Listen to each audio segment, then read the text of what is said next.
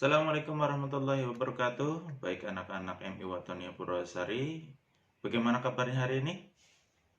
Sehat? Semoga anak-anak dan keluarga selalu diberi kesehatan oleh Allah Subhanahu wa taala. Bagaimana puasanya untuk hari ini? Lancar? Masih semangat? Bapak doakan untuk tahun ini kalian semua bisa untuk puasa 1 bulan penuh di bulan Ramadan tahun ini. Gitu ya. Pada kesempatan kali ini, kita akan belajar bersama tentang dasar-dasar agama Islam. Tapi sebelum masuk kepada materi, Bapak mempunyai tema untuk hari ini. Temanya yaitu membangun pribadi yang kokoh dengan mempelajari atau mendalami dasar-dasar agama Islam. Salah satu dasar agama Islam yang wajib kita ketahui yaitu rukun Islam. Pada kesempatan kali ini kita akan membahas hanya beberapa saja, tapi untuk amaliyah Ramadan pada kesempatan kali ini kita akan membahas full di hari-hari berikutnya sampai hari terakhir. Pada kesempatan kali ini kita akan mempelajari 2 dari 5 rukun Islam. Sebelum masuk ke dalam 2 materi tersebut, Bapak akan memberitahu bahwa 5 rukun Islam itu apa saja. Yang pertama yaitu syahadat, yang kedua itu sholat, yang ketiga itu zakat, yang keempat itu puasa, yang kelima itu haji. Langsung saja untuk 2 materi yang akan kita bahas pada kesempatan kali ini, yaitu 1 syahadat, yang kedua adalah sholat. Kita masuk saja ke materinya. Sebagai orang Islam, kita harus dapat mengucapkan syahadatain. Syahadatain artinya adalah 2 kesaksian. Syahadatain berisi 2 kalimat syahadat, yaitu syahadat tauhid dan yang kedua adalah syahadat rasul. Bunyi syahadat tauhid yaitu asyhadu alla ilaha illallah. Untuk bunyi syahadat rasul wa asyhadu anna muhammadar rasulullah, artinya saya bersaksi bahwa tidak ada Tuhan selain Allah. Itu untuk syahadat tauhid. Dan arti dari syahadat rasulnya, dan saya bersaksi bahwa Nabi Muhammad adalah utusan Allah. Bagi non-muslim yang akan masuk Islam, maka syaratnya yang pertama yaitu membaca 2 kalimat syahadat. Bagi kita yang sejak kecil sudah beragama Islam, mengucapkan 2 kalimat syahadat tersebut tidak masalah kapanpun, dimanapun kita ucapkan, karena fungsinya itu salah satunya mengingatkan kita bahwa Tuhan kita itu satu, Allah Subhanahu wa taala, serta Nabi Muhammad adalah utusan Allah. Itu materi tentang syahadat.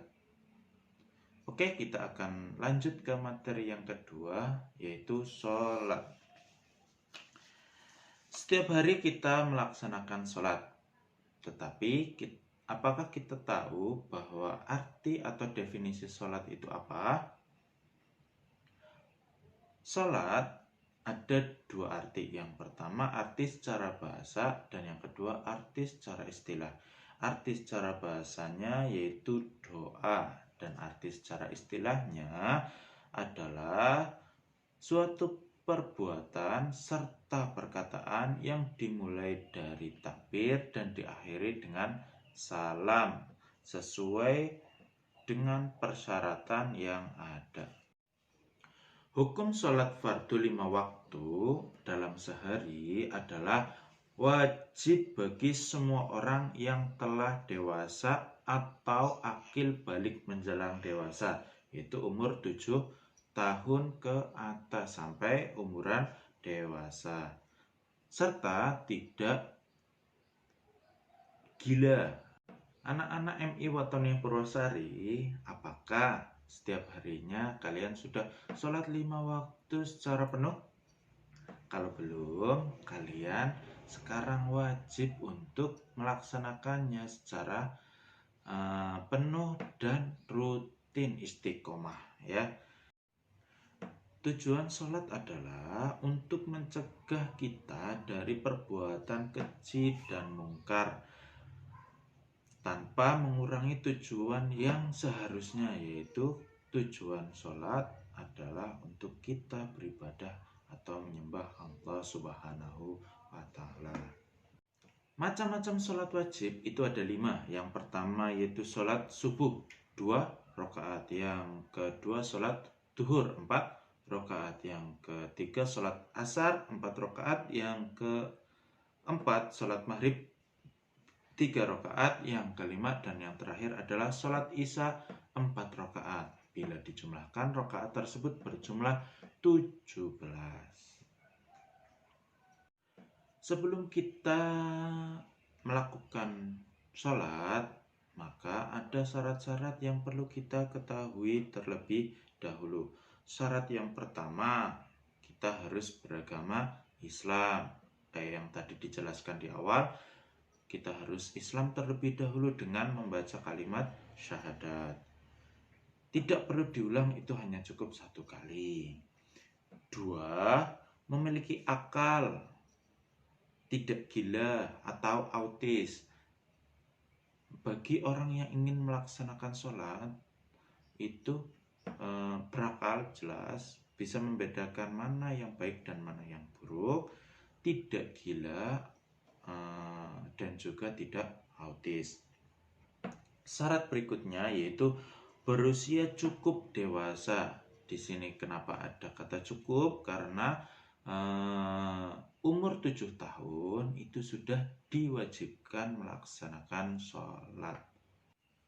Syarat yang terakhir yaitu sadar atau tidak tidur.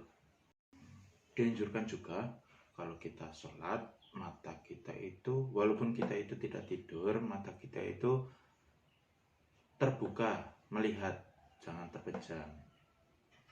Oke, itu syarat-syarat yang perlu kita ketahui sebelum masuk kepada pembahasan berikutnya, yaitu rukun sholat.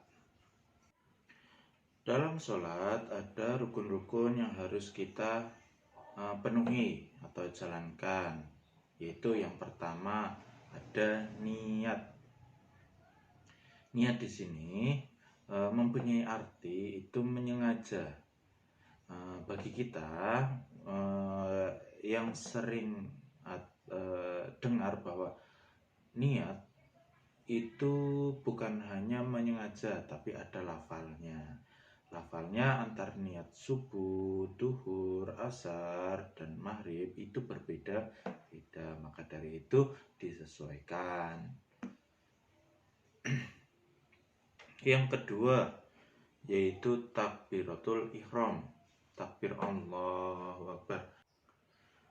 Pada saat takbiratul ihram, hati kita itu dibimbing untuk melafalkan niat yang usolli fardhu subahi. Nah, hati kita itu ngerenteknya niat tersebut.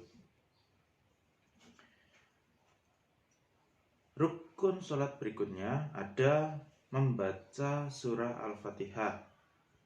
Nah, bagi kalian hati-hati, anak MI Watonia Purwosari kok tidak hafal Al-Fatihah, apalagi Al-Fatihahnya banyak salahnya. Nah, itu perlu dipertanyakan ngajinya. Ngajinya itu rutin atau hanya sesekali saja, setelah dikira bisa berhenti. Awas, hati-hati ya, karena syarat sahnya sholat salah satunya itu rukun-rukunnya harus terpenuhi. Apalagi rukun yang satu ini nih, bacaan surah Al-Fatihah. Rukun berikutnya yaitu ruku. ruku bisa dicontohkan di sini, itu gerakannya seperti ini. Ini gerakan yang benar menurut Pak Guru. Karena apa? Yang pertama yaitu posisi tangannya ada di lutut. Yang kedua, kepalanya menghadap ke tempat sujud. Yang terakhir itu ini punggungnya nih. Punggungnya itu rata. Bisa dilihat rata. Kalau ditaruh gelas yang berisi air, airnya tidak tumpah. Ini posisi yang sempurna ketika kalian ruku. Berikutnya yaitu ada i'tidal. Bacaannya sami'allahu liman hamidah. Bangun dari ruku namanya adalah i'tidal. Ini nih. Ya, kalian biasanya i'tidal kan ada yang hanya tangannya itu diam saja. Kalau di contoh ini tangannya tetap diangkat seperti halnya takbir ya. Ada sujud. Contoh sujud yang benar juga ada di gambar ini nih. Sujud di sini yang harus kalian perhatikan adalah peci atau penutup kepala jangan kalian letakkan di dahi. Kalau di dahi maka kulit kalian itu akan terhalang peci, tidak langsung nempel ke tempat sholat, tempat sujud kalian. Yang harus nempel nih ada dahi, hidung, dan kedua telapak tangan. Ininya juga ding lututnya juga nih harus nempel. Kalau tidak nempel nanti jadinya lucu ya, kakinya lurus. Syarat yang lain bukan syarat tapi rukun yang lain dalam sholat yaitu duduk di antara dua sujud. Ini juga bentuknya. Tangannya ada di ujung lutut ya, ujung lutut yang tertekuk. Terus kakinya kalau bisa itu jempol kaki sama jari-jari yang lain itu mancal. Rukun yang lain dalam sholat ada namanya tasyahud. Tasyahud itu tahiyat. Kalau sholat itu ada dua. Yang pertama tahiyat atau tasyahud awal. Yang kedua adalah tasyahud akhir atau tahiyat akhir. Tahiyat dan tasyahud ini nih contohnya. Duduknya seperti ini. Yang tadi Bapak bilang mancal kakinya itu jempol sama jari-jari yang lain agak tertekuk seperti ini ya. Terus tangannya ini hampir sama dengan duduk di antara dua sujud, cuman ada waktu di mana kalian itu mengacungkan jari. Kalau bacaan yang Pak Guru biasa pakai yang at-tahiyatul mubarakatuh salawatut thayyibatulillah assalamualaikum ayyuhan nabiyyu warahmatullahi wabarakatuh assalamualaikum warahmatullahi wabarakatuh asyhadu an la ilaha illallah. Pada saat asyhadu an la ilaha illallah itu jari telunjuk kalian diacungkan seperti itu ya.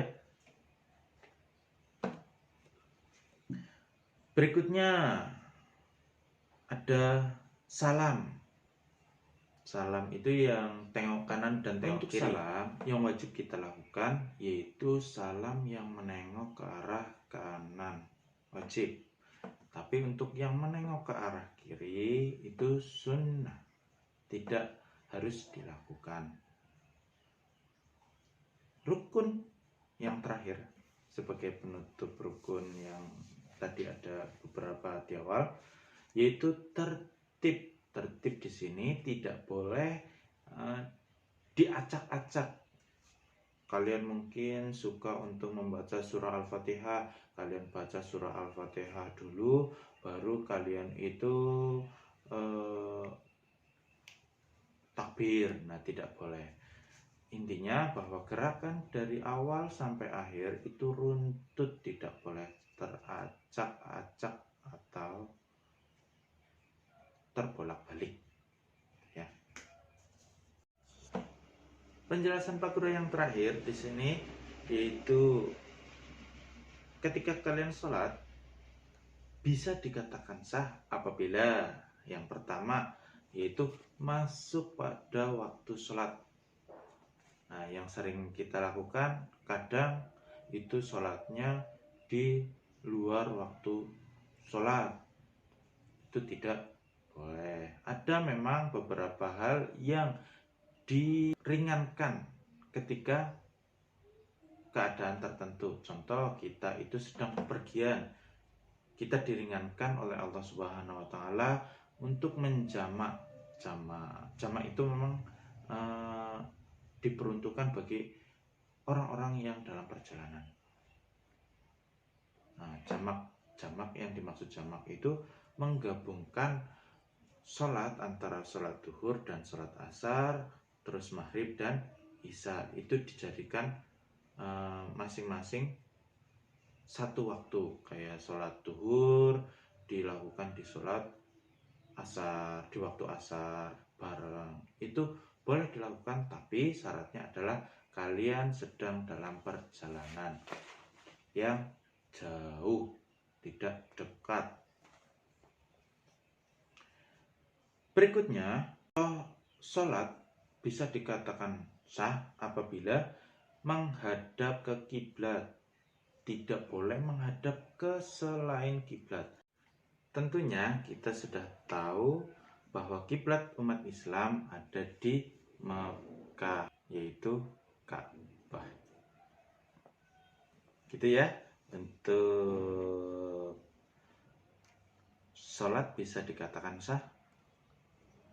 Yang lainnya ternyata masih ada, kayak yang tadi kita sudah jelaskan, suci dari najis baik hadas kecil maupun hadas besar.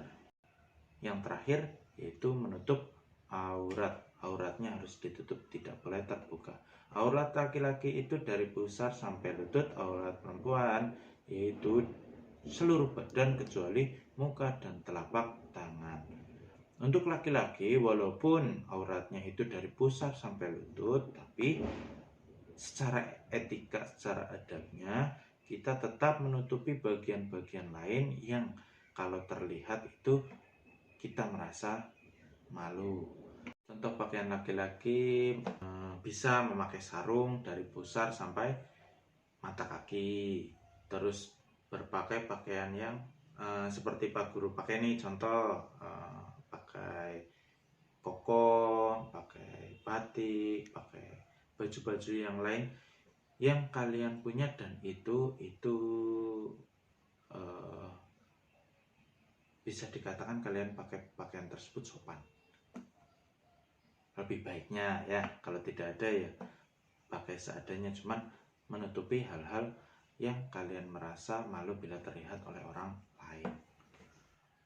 Bapak di sini mempunyai catatan buat kalian yang sering Bapak lihat bahwa anak kecil ketika sholat maka banyak aktivitas yang dilakukan, gerakan-gerakan yang tidak perlu dalam sholat dilakukan. Kayak contoh melirik kanan kiri, terus tangannya sengaja digerakkan walaupun itu bukan gerakan sholat. Ada lagi kakinya saling injak sama teman sampingnya, itu gerakan yang tidak perlu. Bahkan gerakan itu bila dilakukan secara terus-menerus maka bisa berdampak sholat kalian tidak sah. Cukup sekian pembahasan tentang materi syahadat dan sholat pada kesempatan kali ini. Saya tutup ya. Semoga apa tadi yang saya sampaikan bisa bermanfaat bagi kalian semua. Wallahul muwaffiq ila aqwamit thoriq. Assalamualaikum warahmatullahi wabarakatuh.